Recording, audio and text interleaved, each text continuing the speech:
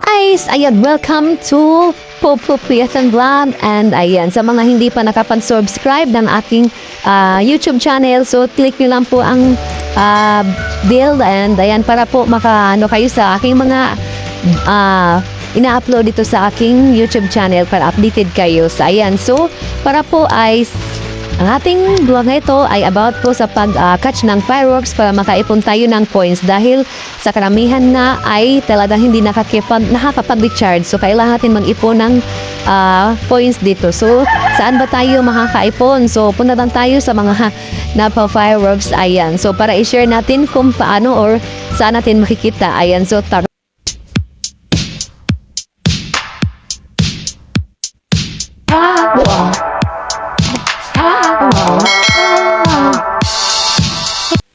welcome to my vlog sa Pupuyatan Vlog. So, andito tayo ngayon sa ating panel. Ito yung tinatawag na Parque Live or PL. Ito yung kung saan ikaw ay nagtapasking sa crown set. So, andito ako ngayon dahil ayan na nga. So, gagawan natin to ng video tungkol naman sa paano ba mag-catch ng fireworks, paano ba makaipon ng fireworks, or gaano ba tagal mag-antay ng fireworks. So, andito po, so i-share ko sa inyo kung paano tayo abang tayo ng fireworks. Kasi karamihan naman sa atin dito, lalo na pag hindi tayo palaging nagre-recharge, so mahirap naman kung wala tayong points. So, ang ginagawa natin ay pwede tayo ipon or ng mga fireworks. So, mag-aabang tayo ng fireworks para makaipon tayo ng dagdag points sa ating Pupu Live. So, dito guys, may lalabas yan dyan sa ating, dito sa ating screen or sa ating nasa PL tayo or nasa Party Live tayo, lalabas lang dyan na kung ano tayo ng fireworks, mag-aabang tayo dahil ako dyan ay talagang nagsisiis ako. So, nag-aabang lang ako ng fireworks kung halimbawa gusto kong umalis o hindi ko muna tatapusin yung pagsisiis ko.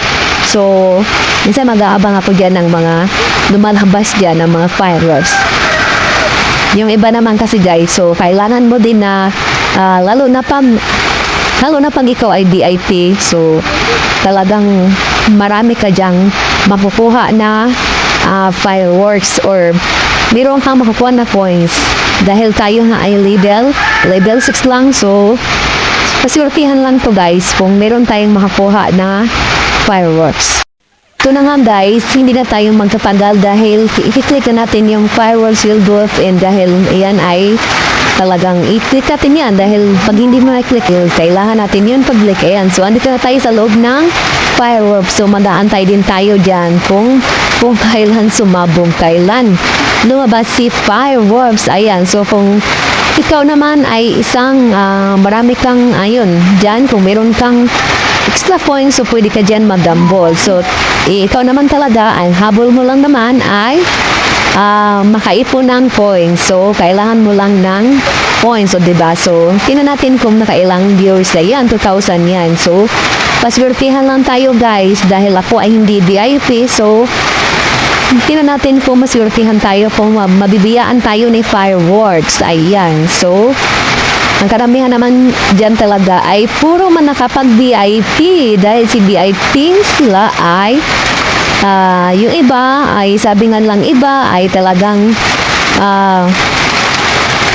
mas maganda talaga ang VIP dahil makakaroon ka ng madalas ka talaga makaroon ka ng fireworks, so hindi ka talaga zero.